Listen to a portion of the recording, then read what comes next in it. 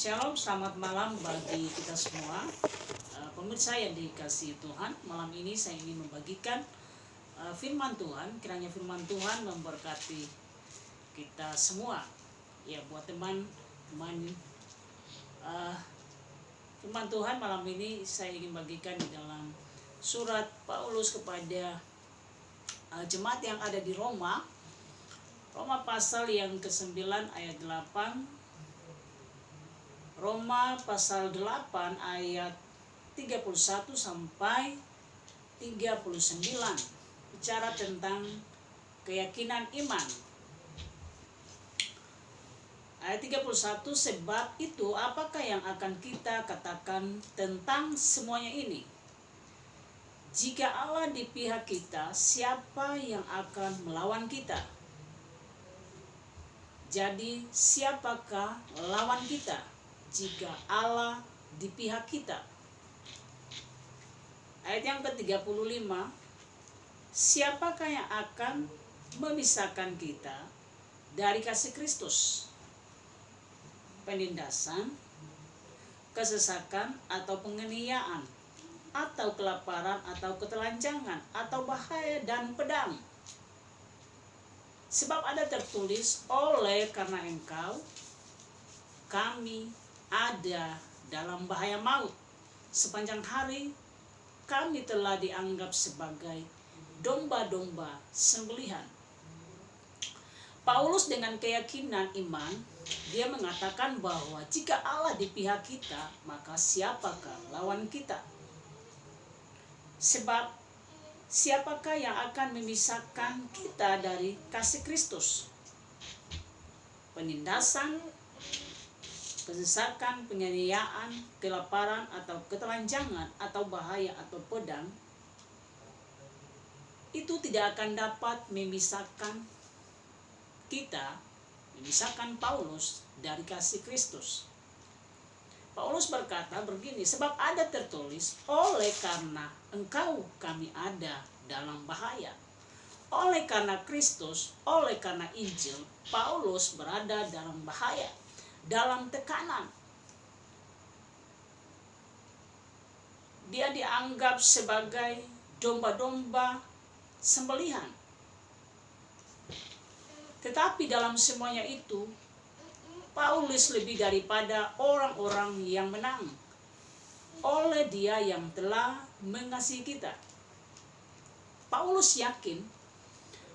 yakin bahwa baik maut maupun hidup, baik malaikat maupun pemerintah, baik yang ada sekarang maupun yang akan datang, atau kuasa-kuasa, baik yang di atas maupun yang di bawah, ataupun sesuatu makhluk lain, tidak akan dapat memisahkan kita dari kasih Allah yang ada di dalam Kristus Yesus Tuhan kita.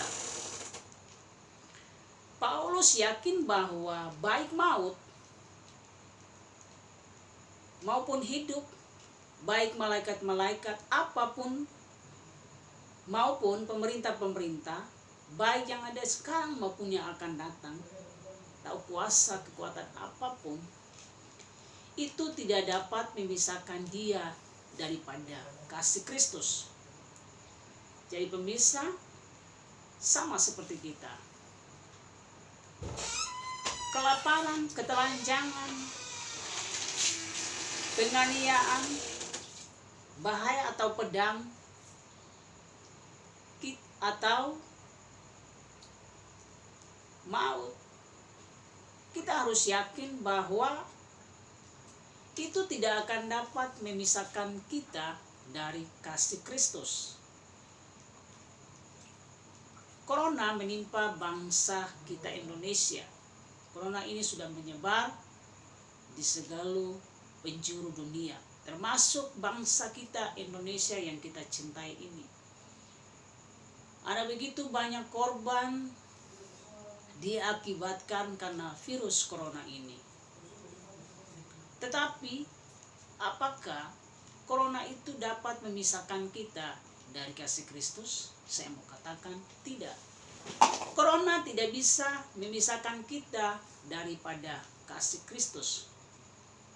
Paulus mempunyai keyakinan yang kokoh, yang kuat, yang sungguh, bahwa dalam semuanya itu dia tidak dapat memisahkan, semuanya itu tidak dapat memisahkan dia daripada kasih Kristus. Untuk itu mari tetap percaya kepada Kristus. Roma pasal 1 ayat yang ke-16 berkata, Injil itu adalah kekuatan Allah yang dapat menyelamatkan setiap orang percaya. Injil itu bisa menyelamatkan saya dan saudara. Kristus dapat menyelamatkan saya dan saudara. Injil itu adalah kekuatan Allah. Mazmur 91 di sana diceritakan bahwa walaupun 1000 lebah di sisi kiri kananmu, itu tidak akan menimpamu. Jika kita ada di dalam perlindungannya Tuhan. Percayalah bahwa jika saya dan saudara ada dalam perlindungannya Tuhan, percayalah dengan yakin, dengan sungguh, dengan iman. Jika Allah itu adalah pembela kita, Kristus adalah pembela kita, maka yakin dan percayalah bahwa corona itu tidak akan menimpa kalian. Percaya, kalau tanpa seizin Tuhan, itu tidak akan menimpa saya dan saudara. Untuk itu tetap percayalah kepada Kristus, bahwa hanya Kristuslah, hanya Yesus Kristuslah penolong saya dan saudara. Dia yang dapat menolong kita dari virus corona. Dia dapat melindungi kita dari virus, dari orang-orang maupun kekuatan lain. Hanya Yesus Kristus yang dapat menolong kita, yang dapat menyelamatkan kita. Untuk itu, percayalah kepada Kristus dengan segenap hatimu. Tetapkan hatimu, kuatkan hatimu, teguhkan imanmu, bahwa Yesus Kristus tetap sama, kuasanya, kasihnya tidak pernah berubah buat saya dan saudara. Baik kemarin, hari ini, esok dan seterusnya, Tuhan tetap menyertai kita. Tuhan tetap menjadi perlindungan kita.